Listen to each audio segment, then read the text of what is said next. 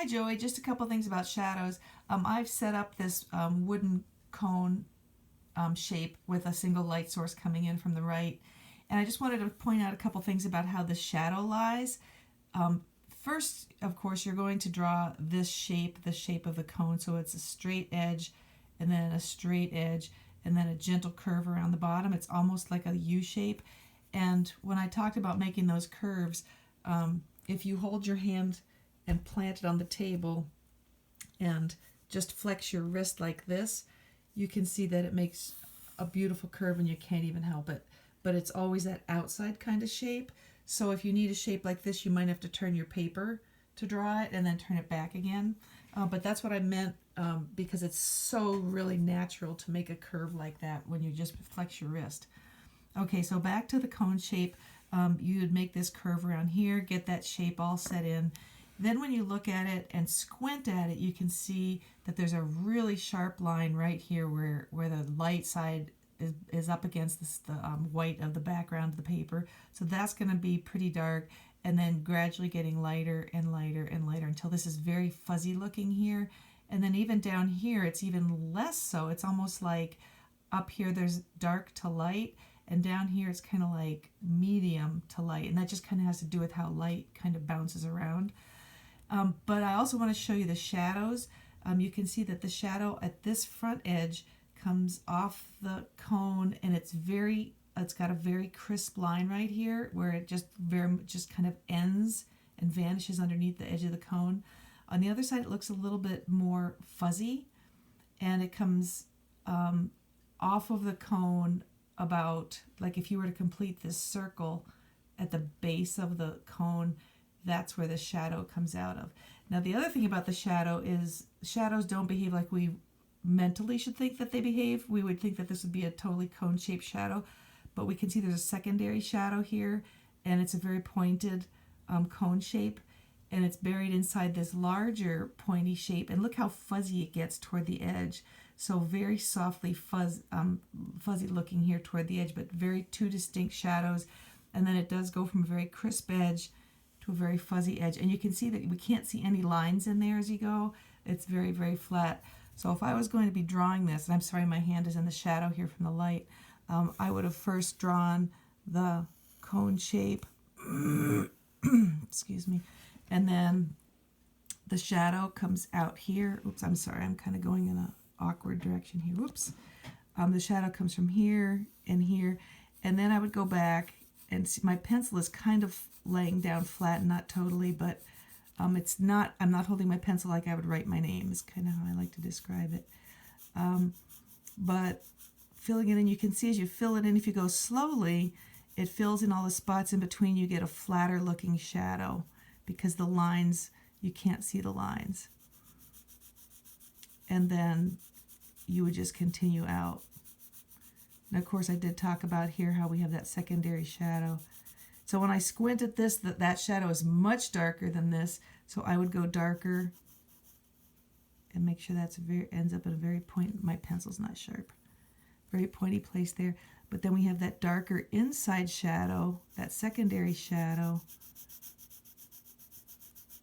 And we would draw that in there and go right up to the shape that we're drawing. Oops. I'm kind of watching the video and kind of watching the shadow at the same time.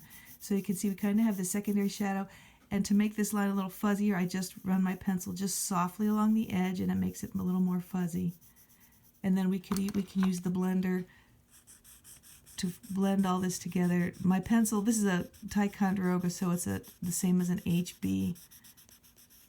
And then we soften that.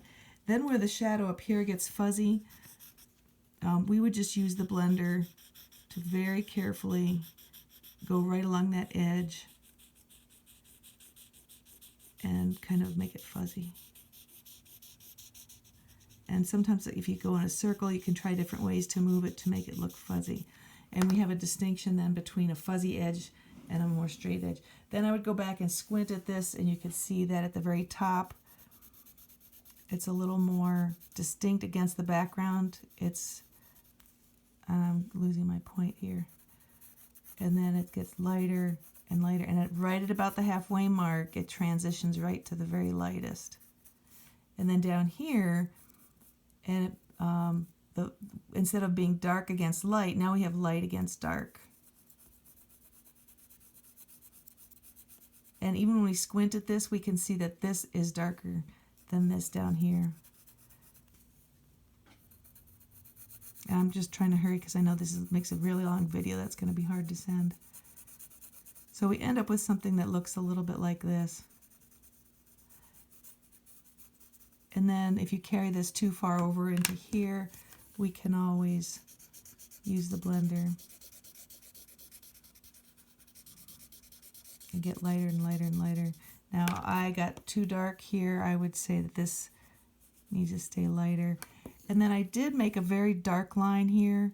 I think I would go back and lighten this. I just don't like a heavy outline if it's not heavily outlined.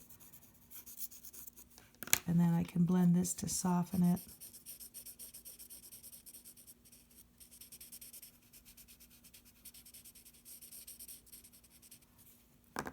Okay, so that's kind of a start. That's kind of a zoom